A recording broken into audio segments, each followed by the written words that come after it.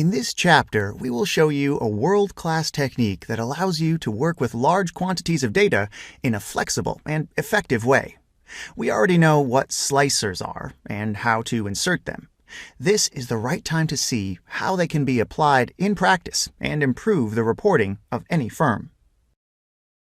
In this exercise, we will consider a company called Drinko, operating in the fast-moving consumer goods industry.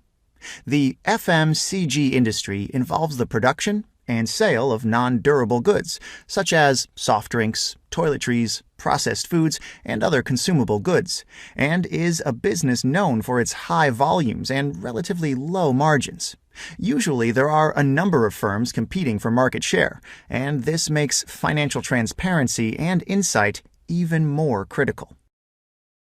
Companies want to understand which are their most profitable products, which packages of these products are preferred by clients, and what is the optimal size clients prefer to buy. Furthermore, they typically operate with a number of key clients and need to find out which is the best course of action on a case-by-case basis. Drinko is a soft drinks producer. Our goal here will be to build a model that allows the company management to see the volumes that were sold, the revenue, and margins that were obtained, and provide a breakdown per month, client, client type, brand, size, and pack.